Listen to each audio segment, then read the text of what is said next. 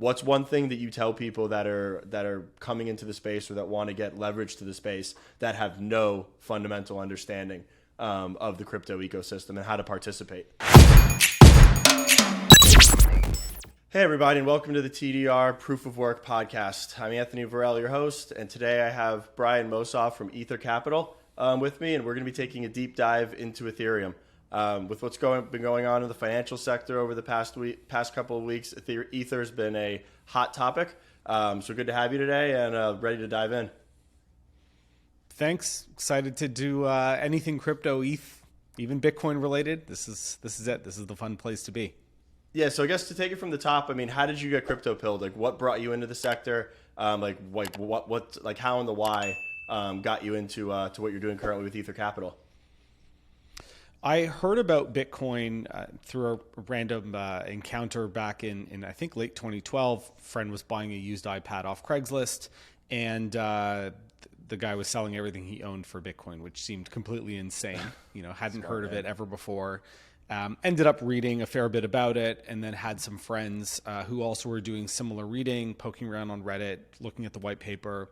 So, of course, the entry point back then in 2013 for pretty much everyone was just Bitcoin. There were clones of Bitcoin, but nothing really exciting relative to it. And then Ethereum comes about. Later that year, white paper gets published, 2014, everyone's talking about it. And it seemed really interesting. It just had a different set of technical capabilities that you wouldn't be able to do on Bitcoin, whether it was through a side chain. It just wasn't going to happen. And so I got really excited about Ether and spending all my time, reading about this stuff, thinking everything's going to get tokenized. This is going to completely change the world one day.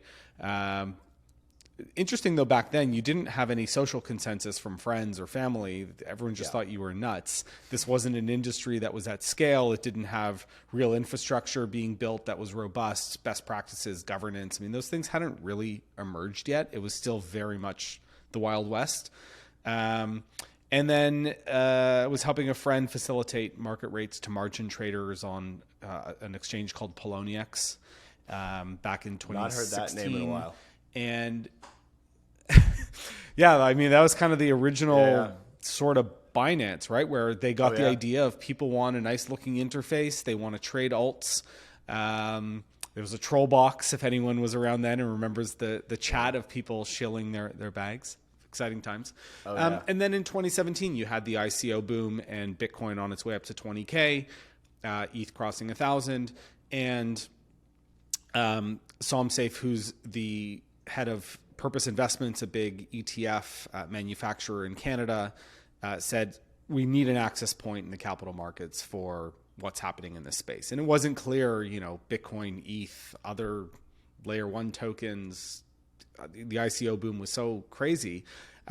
We need something here, and we need to follow a group of trusted crypto natives and people in traditional finance. And so Ether Capital became that access point. It became that company and went public in early 2018. And I joined a few months later because they felt that they needed someone more crypto native to be part of the company and help steer the ship. And unfortunately, that was during the crash of 2018, where Bitcoin 20,000 down to a few $1,000, ETH from $1,200-1,300 down to $100 at its low. But that's when we went public, and that's what this access point represents. So it's all things Ethereum, but I'm interested in everything happening in the space, not just inside of the Ethereum protocol. Yeah, I mean, I think that's what attracted me the most to Ether. It was the building of the infrastructure. It was the DAPPs. It was what would turn into Web3, DeFi. They started to build like the future of finance. Like once I had read Vitalik's white paper, read a couple of books, I was like sold. I was like, this is going to be revolutionary. It is going to change the way we transact. And I mean, one of the narratives that I've seen with guys that I've interviewed, such as Kevin O'Leary, Mark Yusko, I mean, they all get that the notion that ETH is software. It's a settlement layer that's being deployed. It's a protocol that's going to be in the background. I mean, what's your take on that? I mean, we see a lot of novel ideas, but we also see a lot of very legitimate ideas with everything from DeFi to Web3. I think that all of that is right. I think of Ethereum as a settlement layer for any asset or activity. I tell people some of the assets and activities are going to be crypto native. So DeFi, NFTs, the metaverse. But now we're starting to see traditional finance say, should we figure out whatever the right regulatory structure is to tokenize a stable coin, so something tied to a US dollar? And can that leverage this technology to move across the protocol between two people with far less friction than the banking system or wires? And so we're entering that phase, I think, where banks are going to start looking at, can they use this for whatever assets and activities they're holding? Can you tokenize securities, bonds, derivatives? Can those be traded in a way that, you know, may require a different level of compliance or a different set of rules, but can you leverage this? And the question is, what is going to underpin all of that set of assets and activities? And to me, that's going to be Ethereum. It's not going to be something else. It's not going to be one created by a corporation. It needs to be politically neutral. It needs to not cater to the whims of a specific government or jurisdiction. And so that's why you have crypto. You have to have a settlement layer for the whole world to agree on the state of these assets. Yeah. Speaking of a settlement layer, I mean, are you a fan of L2s? Or how do you feel about that? Like L2s, ZKs, like, is that, you think it's the future, or you think it's pretty much everything should be settled on ETH proper? No, I mean, I think L2s are great. I think one way that I like to mentally think about this is ETH base layer is the Supreme Court. And in the last couple of years, we've heard a lot of people say it's too expensive to transact on ETH. So they end up on Solana, a different layer 1, maybe an L2. And there's no reason for all of us to line up at the Supreme Court, right? One person's trying to take out a mortgage, $1 million loan in Maker. Someone else is trying to just pay gas to, you know, move some NFT from one wallet to another. You know, maybe it's a high value NFT. And so you say, yeah, I want the stamp of the Supreme Court on this transaction. But the reality is there's also going to be lower density transactions. So smaller value NFTs, smaller trades, those don't need the Supreme Court. Those can go to a regional court system. And the regional court system in this example would be an L2. And you can batch a bunch of those transactions together and push them back down, you know, to layer 1 for finality. And I think that world is shaping up and is important. The question is, can we get the UX to be good enough where people who have self-hosted wallets understand, are you transacting at the base layer, or are you able to easily move between the base layer and a layer 2? Some of that still needs to be worked out. But I think generally, you know, layer 2s are a great bridge between now and, you know, when we get sharding, when we have all the ZK stuff and roll-ups fully implemented. So it is a very important part of the ecosystem. Talking about sharding, I mean, are you a fan of switching over to proof of stake from proof of work? I know that everybody was a little bit uneasy with the transition, but what was your take on that for earlier this year, or late last year, on the transition to POS? Well, the transition was fantastic. It was a non-event, which is basically the best thing you could have hoped for, that no one noticed that the network got stuck, halted, duplicated transactions. There were no hiccups. So it proves that the ETH developer community is capable of shipping these major milestones. There was a lot of skepticism, especially from perhaps some other communities, that it would ever happen or that it would be successful. I think proof of stake generally is great. I think the fantasy of all these networks is that you can democratize security. You have the most number of participants, whether they're at scale or a user at home, able to participate in validating transactions on that network and receiving a reward. Bitcoin started off that way. When proof of work was invented, you could do it on a home laptop. But the reality is that the day that ASICs were invented, that ended. You know, you don't have people at home with their laptops. You need you know, some ant miners and a huge facility and an electricity deal. And so you ended up with concentration over time with how Bitcoin mining or just proof of work mining, you know, functions. It's not the fault of anyone. It's just how things shaped up. Now, in proof of stake, the advantage of that system is that someone at home may be able to go and buy some ETH, and whether they're at scale or someone at home, they're buying the ETH exactly the same on the open market, paying the price. The hardware and electricity requirements go away, not entirely to zero, but people can participate. there's concentration in a different way, perhaps. But I think that the ethos moves us closer to, it shouldn't matter where in the world you live. It shouldn't matter what the temperature is outside of your place. If it's snowing, then you get to mine on a network. And if it's not snowing because it's hot where you live, then I guess you don't participate in validation. So proof of stake has a lot of benefits. There's still a lot of work to do to make that a reality, where people just at home can, buy $500 of ETH, click a couple buttons and stake it. And maybe you could argue that they already can do that through an exchange, but generally staking is a great thing for the industry and the end user. Yeah, I love it. I mean, I was excited. I've got an ETH node running at home, stacked up 32 as soon as they rolled everything out, and I was like, might as well. If I'm going to be in the ecosystem, might as well participate. Speaking of the ecosystem, are you running your own full everything, or you're running like Rocket Pool or? Oh no, I'm running a full node on my my Alienware. I've got it fully built out, and it's a rocket ship rig.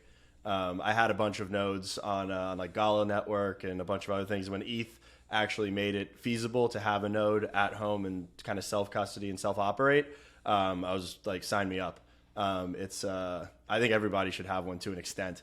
Granted, the barrier to entry is kind of high with 32 ETH, but it's absolutely, I want to participate. So I made sure that I got it. And Rocket Pool.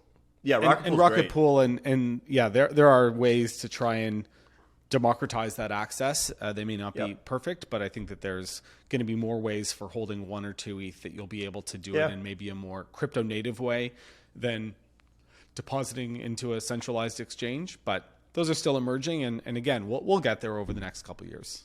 Yeah, absolutely. I mean, speaking of the centralized exchanges, so I mean, I know that we're getting a lot of conversation right now about some regulatory shifts that could potentially be coming down the pipe in the US. I guess, what's your outlook on that? I mean, I'm kind of in both boats. I mean, I come from investing in the venture side of the cannabis world, so we're at the mercy of regulators and of politicians, and they haven't seemed to get stuff done thus far. Crypto, it seems to be coming full circle right now, especially as the market's kind of trending to the upside with the turmoil in the banking sector.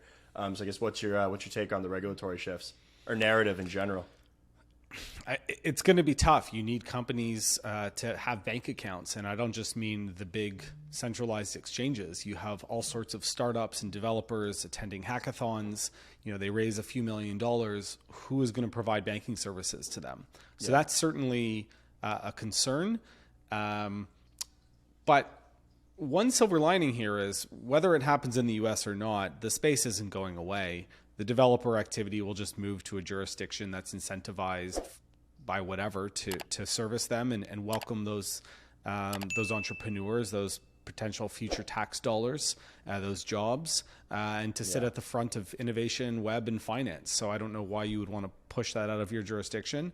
So we'll see. This is going to be an interesting time, and we're also seeing that banks are failing. Nothing to do with crypto. I mean, I heard someone in a bar a couple of weeks ago say, "Oh yeah, Silicon Valley Bank. This is the problem with crypto and the froth." And I just kind of turned my head and said, "What does this have anything to do with the duration of a bond portfolio?" Yeah, I mean, unfortunately, a lot of the naysayers around the crypto movement, they're very uninformed. They simply go by what the media is pushing on the narrative. I mean, Signature Bank, they were pushing as a crypto bank, which they had crypto exposure, but their bond portfolios are literally the reason, and they didn't hedge any interest rate risk with what they were doing. They were basically just transacting with their pants down. I mean, it wasn't it had nothing to do with crypto, which I even said at FTX. FTX was not a crypto problem. That was a people problem. No, it's a governance problem. Yeah. And this is the thing, is the failure of the banking system only further hardens, why Bitcoin exists. Yeah. That opening Genesis block, January 3, 2009, the London Times, Chancellor on the brink of second bailout for banks. And here we go, where the Fed is basically backstopping all these deposits. I don't even know why we have FDIC. Might be a little too harsh of a view, but we're seeing is that you didn't need FDIC. You just needed the Fed to agree that they'll do whatever it takes to make sure that depositors are made whole. So people are going to wake up to why this system is so compelling, how global it is, how not reliant it is on a few central bankers in a specific jurisdiction. These are all the value propositions of why people came to crypto. And we're seeing just a few years later, the value prop has not changed. It's just a question of when does everyone else say, maybe there's actually something here worth paying attention to. Yeah, I mean, I think it's starting to become that time. I mean, people are looking for a hedge against what's going on, a hedge against the crippling dollar. And I mean, if it wasn't for, I think the number was about 7 trillion that's extracted out of SWIFT fees globally on an annual basis. I mean, once that piece of the pie starts to translate over to crypto, and once the gatekeepers of those institutions understand that it's going to make their lives much easier and it's going to make their bottom lines much larger, I mean, I think you're going to see institutional adoption in this sector. I mean, you look at JP Morgan, you look at Goldman, like they've got trading desks for crypto. I mean, they're not hoarding it, they're not transacting on it on a daily basis, but I mean, they know we're here and they know that this is coming. It's just a matter of when the sentiment changes, which cracks me up whenever I see Jamie Dimon on TV and he's like, Bitcoin's a rock. Or Warren Buffett, they're like, crypto's a scam. It's like, sure, you're talking your book. Like, you've got to defend the large money center banks that you have leverage to and that are your bread and butter. But there's going to be a point in time where you are going to implement this technology into what you're doing. I mean, it's not a matter of if, it's a matter of when. And we're already seeing that. I mean, the fact that even Bitcoin is mentioned in these conversations tells you something. That is a shift. Yeah. It's not nothing. If it was nothing, it wouldn't be flashing in a price ticker on CNBC or Bloomberg when they're showing the price of gold up, down for the day, copper. You know, Bitcoin it's entered the chat. It's entered those conversations. That alone is something. And the other thing is, I like that no one's bought into it fully yet, because that means that there's still a lot of asymmetry in the bet. The day that everyone does say that they need some percentage allocated to the asset class, the asymmetry will just be less pronounced. Yes, I mean, absolutely. Speaking of Bitcoin, I mean, are you long Bitcoin as a means of transacting, or more so long Bitcoin as a means of a store of value versus like an ETH? I do hold some Bitcoin personally and some ETH. That's probably not a surprise to most people. I do have concerns, like a fair number of people in the Ethereum community, if Bitcoin will remain secure. There's a nuance between, can you have a 21 million hard cap and security guarantees at the same time?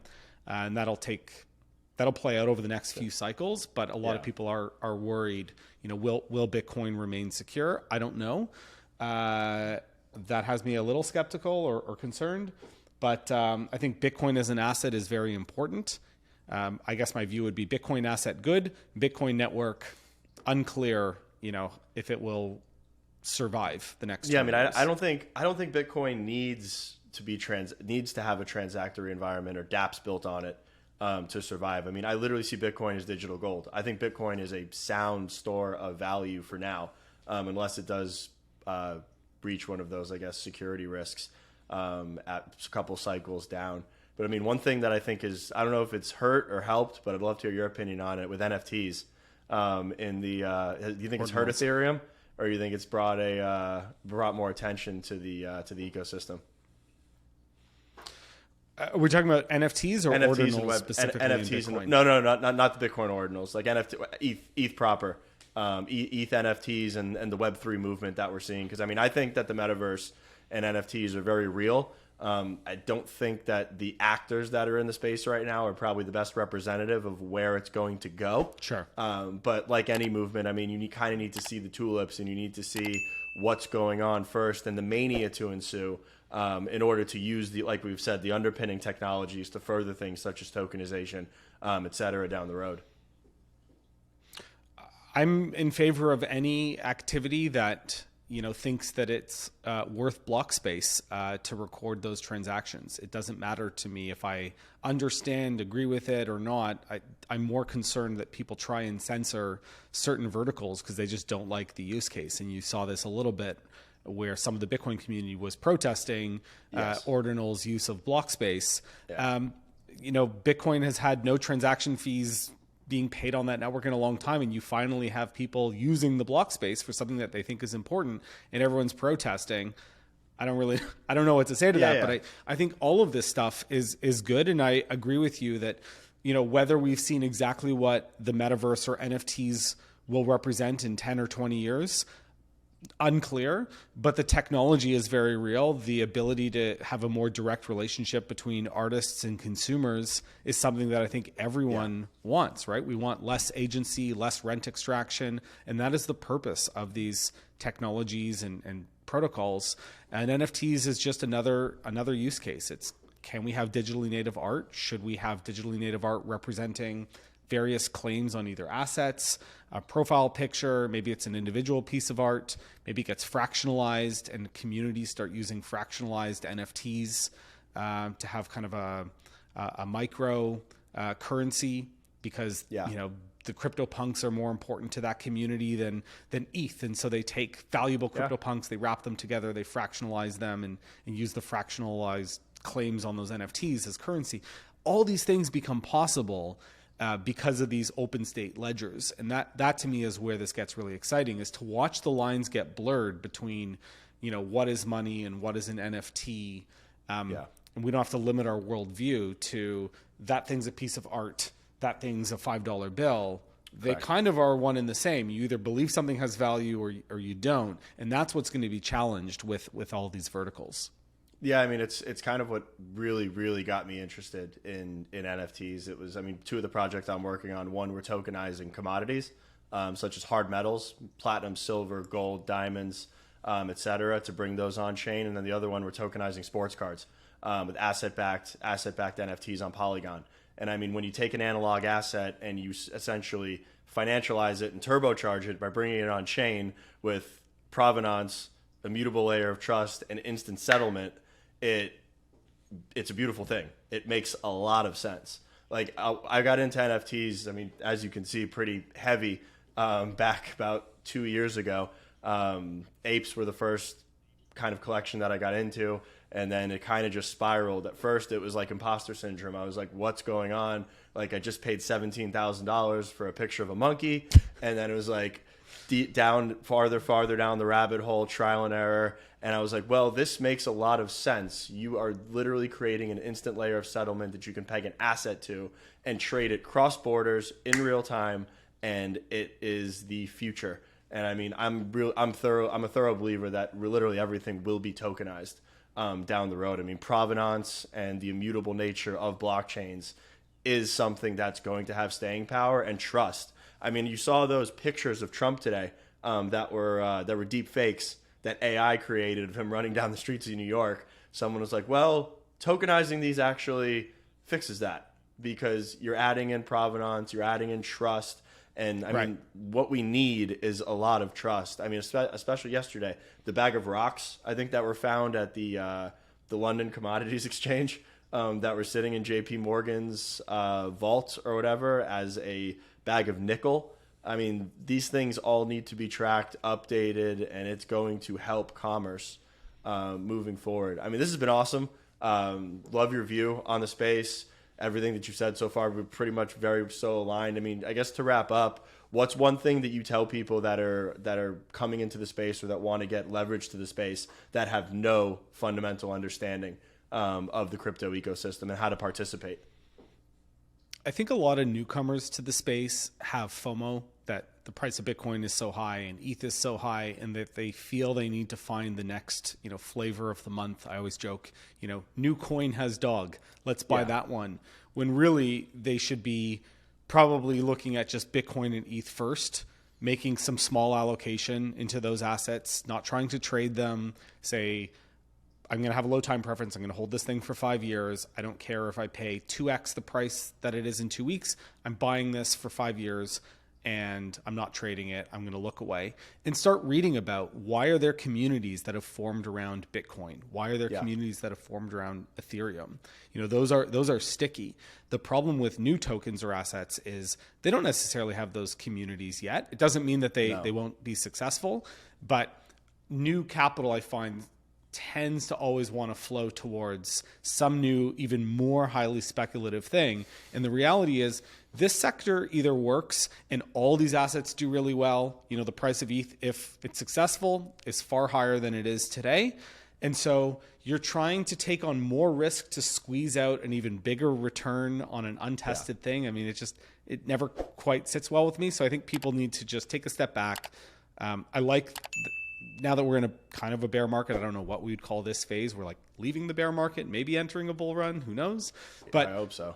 I think generally one nice part about this part of the cycle is there's less froth. People feel less of a need to just pile a bunch of money in and I need to go and just buy a bunch of stuff and hope it works out. People will be more methodical about which assets they should own, do some homework, do some reading, get some understanding what's happening in those communities, the pros and cons, and then decide if they want to make another small allocation to some other more speculative assets, fine.